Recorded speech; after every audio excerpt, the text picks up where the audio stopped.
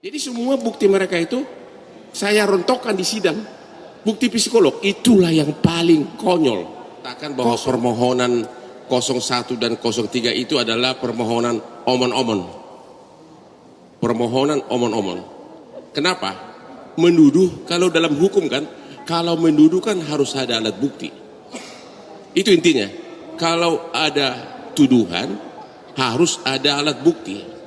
Dan alat bukti tersebut harus direct evidence yang langsung berkait dengan apa yang dituduhkan. Contoh, disebutkan dalam diapura permohonan Jokowi seolah menyogok rakyat dengan bansos atau membeli suara rakyat. Berarti kan ada tuduhan membeli suara kan? Berarti kan harus dibuktikan.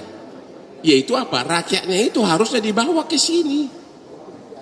Tapi sampai selesai pembuktian, satu rakyat pun tidak dibawa sebagai saksi di sini.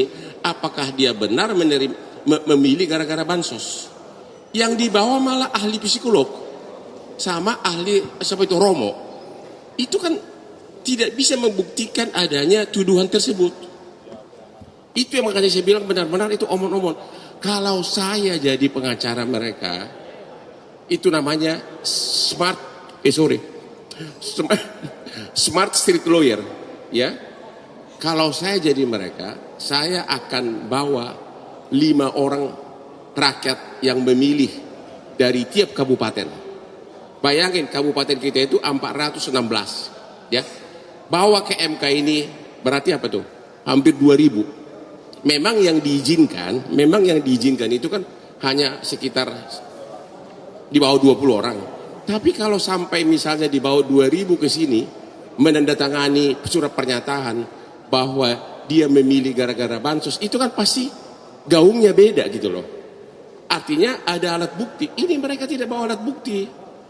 Ya, walaupun itu saya langsung bisa patahkan, kalaupun benar ada rakyat yang mengaku memilih gara-gara bansos, jawabannya satu kata. Makanya di awal-awal saya bilang kasus ini satu kalimat. Bansos adalah perintah undang-undang, bukan perintah Jokowi. Bansos memberi uang kepada rakyat. Undang-undang pajak aja yang memungut uang dari rakyat dinyatakan sah. Apalagi ini memberi uang. Jadi perintah undang-undang. Jadi bansosnya itu sudah. Padahal dari seluruh permohonan mereka itu yang kira-kira bisa mencakup keseluruhan hanya bansos. Ya, karena kalau menyangkut pelanggaran penusukan suara itu kan per TPS. Jadi misalnya kalau bisa dibuktikan di Sunter ada salah, hanya batal yang di situ. Nggak bisa membatalkan 96 juta. Sedangkan yang ketiga mereka itu Sirekap. Sirekap itu masih dia juga dalam permohonan. Padahal KPU sudah menyatakan dasar perhitungan final itu adalah perhitungan manual berjenjang dari kecamatan sampai kabupaten, sampai provinsi. Jadi 3. Yang keempat mengenai penjabat kepala daerah. Itu sudah pernah dites undang-undangnya di MK. Dan MK tidak keberatan terhadap penjabat kepala daerah. Jadi sama sekali mereka nggak ada bukti. Itu loh. Apalagi? Bang Hotman nanti dari pihak apa? Dari pihak ini datang nggak Bang? Siapa? Prabowo datang. Oh enggak. Kuasa hukumnya udah di lantai 4 semuanya, nggak datang. Ya.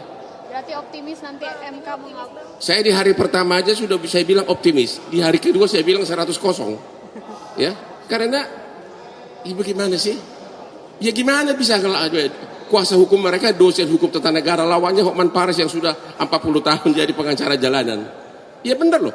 Perkara di MK itu jauh lebih simpel menanganinya dari perkara-perkara transaksi internasional. Ini kan hanya menyangkut apakah bertentangan dengan undang-undang, apakah salah tusuk, apakah ada sampel sekali. Ya dia, coba pertanyaan mereka itu nggak ada yang menggigit satupun.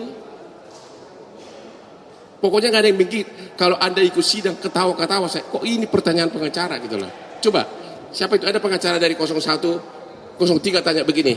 Ini di hadapan sidang loh. Saudara saksi, kenapa bukan Yusril yang dipilih? Kenapa Gibran? Mana bisa pertanyaan begitu di sidang? Apa kaitannya? Kan nggak relevan. Jadi semua bukti mereka itu saya rontokkan di sidang. bukti psikolog itulah yang paling konyol. 03 membawa ahli psikolog untuk membuktikan bahwa seolah-olah bansos itu adalah penyebab Prabowo menang. Ternyata tahu nggak, ada di Instagram saya itu, ahli psikolog itu mengatakan, kenapa Prabowo menang?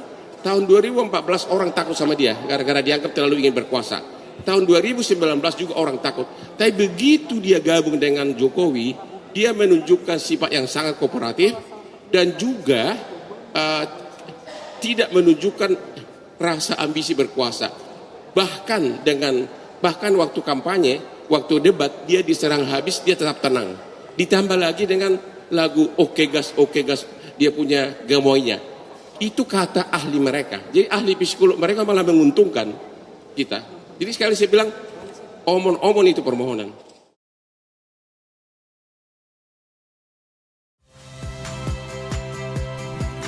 Saya Yasir Neneama. Saksikan program-program Kompas TV melalui siaran digital, pay TV, dan media streaming lainnya.